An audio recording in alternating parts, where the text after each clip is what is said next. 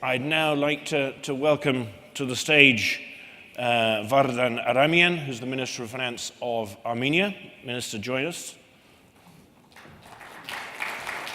Thank you very much.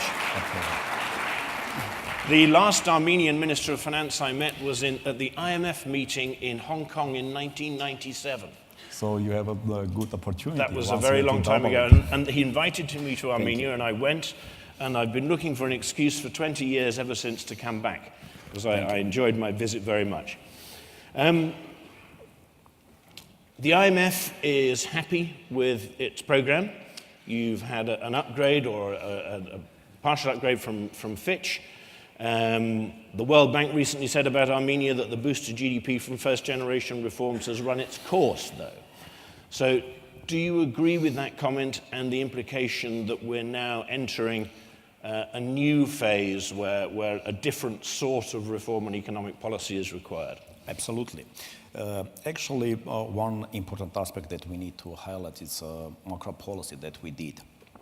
3 years when the Armenian economy had been severely hit from outside shock. It comes from commodity markets, and of course, audience here, they know that there was a spillover effect from Russian economy and that entered into our economy. And the most important thing that we did together with the monetary policy, wisely coordinating our actions and trying to avoid negative economic growth, which we have seen in many Eurasian economies like Kazakhstan, in Belarus, but of course Armenia avoided from this negative growth. So the most important thing, which also Fitch highlighted and changing our outlook from stable toward positive, is macroeconomic policy, prudent macroeconomic policy that mitigated this kind of risk, but of course it's not enough for a sustainable and long-term growth. And you went from a flat, to be clear, you went from a flat 2016 to, in the end, something like 6% growth last year. You yourself put you put it at 4 towards the end of last year, and then by the end of the year it was up again. And that was the important aspect. So what we did, we say, look, if there is a fire, first of all, you need to deal with this fire, create a sustainable basis for a future growth, and of course, matching all of your efforts with the structural policies. Structural policies in the labor market, structural policy with the solvency issues, with the first, because currently the 3 main pillars that government targeted for a medium to a long term, and it is well documented in our policy papers, is the following. We need to identify and target 3 pillars. Competitiveness is the most important thing for Armenia because we have a lot of disadvantages.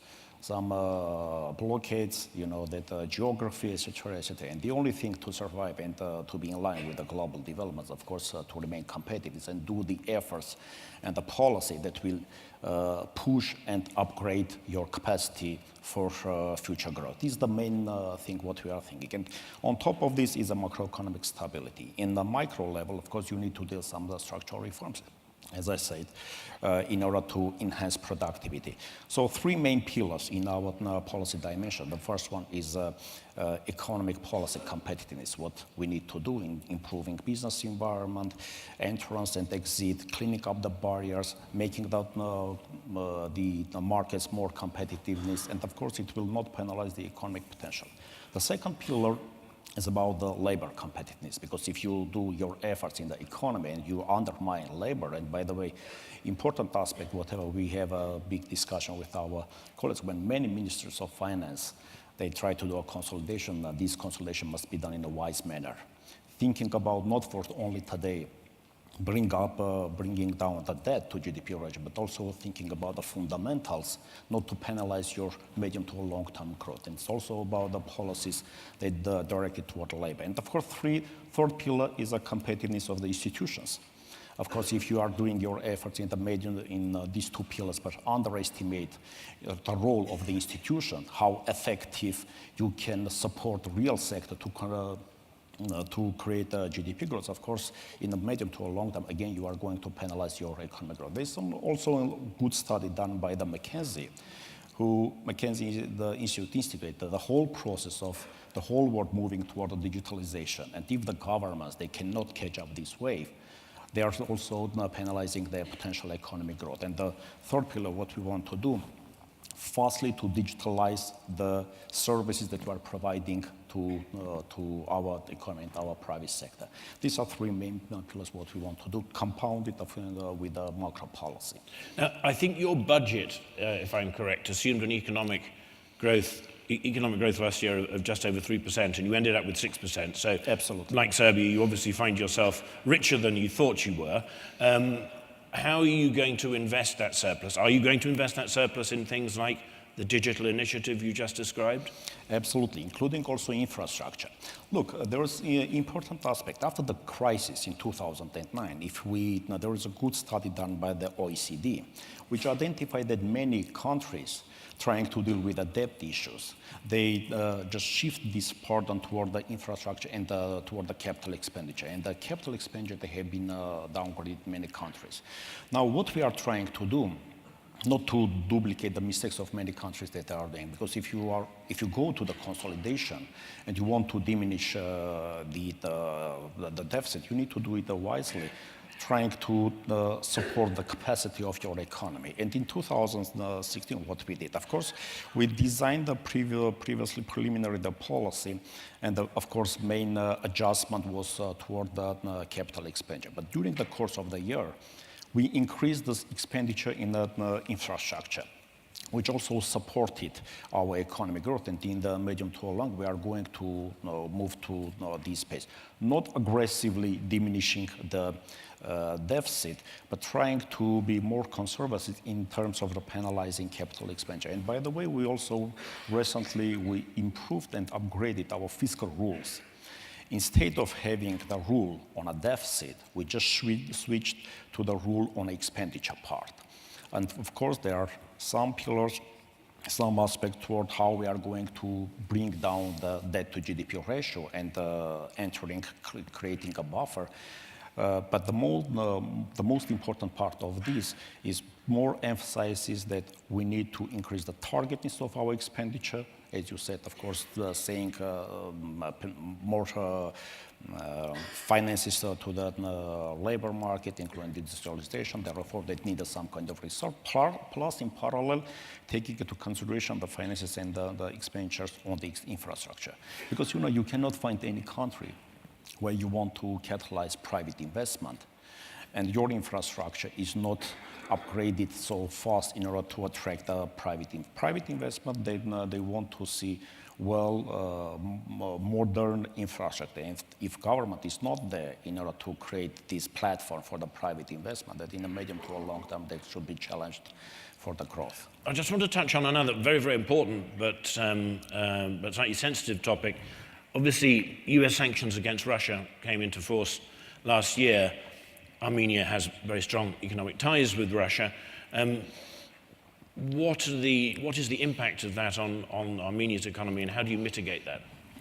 Actually, there are three messages that what I want to deliver. The first message, of course, the impact from a Russian economy and the linkages from Russian economy around last 2 to 3 years have been diminished. We just calculated that if the correlation between our growth and the Russian growth was above 1% before 2014, now it's below the 1%, which signals that already during this crisis years, when it creates a challenge, but also it's created some kind of opportunity, and many of our businesses, they diversify their businesses outside Eurasian territory, including entering to the Asia and Eastern Europe. Another important aspect, I don't think that the second round effect of the sanctions are going to be very strong to Russia, because first, Russia already learned to live with the sanctions. And you can look to the exchange rate, how it is behaving, and also reserves of the central bank. Central bank reserve is increasing. After 2015 November, it began to increase. Plus, exchange rate began to appreciate. There was a small hike when these sanctions, second round sanctions, have been imposed. But again, exchange rate have been adjusted. Now it's around 56, 57. It also highlighted that there is a third aspect, which is commodity prices, and the oil prices are in a good shape. I don't think that in the medium to a long term, there's also expectation of many DFIs. So you're diversifying away from Russia. The sanctions on Russia are not that strong anyway, to Russia, and the commodity turn is obviously in your favor. Final question, if I may. Sorry to cut Yes. you off on that, but final question, if I may. The banking system, there was a recapitalization of the banking system last year. How robust is it now? It's still very, very dollarized. 60% of balance sheet is in dollars. What can we look to in terms of government facilitation to make the banks stronger and a more valid component of credit and the economy? You know, dollarization is something which is usual for a developing world, and when there is a crisis, of course, many economic agents, they are just shifting from local currency assets toward other stable currency, let's say, assets. It's just a normal process. The literature in the economic evidence shows that the most important, which is a golden rule, is a macro stability that you need to ensure, because all economic agents should be confident that a dram is a stable currency, and the economy behind backing that currency is also have a strong fundamental that will support the stability of the dram. Second is the important aspect of what we need to pay attention. Fighting against the dollarization, you should not try to begin from a financial markets, because if you try to penalize the holding dollar assets, then of course the risk when in this story with the Asian economy when they tried to do so, and there was an escape from a banking system. So you should be careful. More emphasis putting to the real sector. On a real sector, much more must be done in order to expand. It's about the, closing up all the loopholes that all transactions have been taken place in the informal sector. It's about the taxation and the custom policy. And of course, it's about the structural reform, including accounting and introducing IFRS in order to support the companies to be in the formal sector, and then it will create a demand for a dram. These different three pillars aspect we are trying to push ahead in order to reach, not to artificially dampen dollarization. Dollarization is a headache. You know that the monetary policy, it becomes inefficient if there is a dollarization. Plus, if monetary policy regime is inflation targeting, it challenges the efficiency of the monetary policy. But the right way to do so is ensuring stability for your dram, for your internal local currency, plus structural reforms that will push all the transactions in the formal sector. That's the right way of what we are trying to. Very good. Excellent. Mr. Aramyan, thank you very much for joining us. My pleasure. And answering our questions. Thank pleasure. you. And you have a, Armenia has a sovereign Eurobond maturing Absolutely. in about a year. 2020. Yes, you're going to be issuing a new one to roll that over? We are thinking. There are 4 options. We are just considering which one will be best fit to our needs. Okay, I'm just teeing you up for all the bankers in the room, you see. Thank Thank you very much indeed, sir.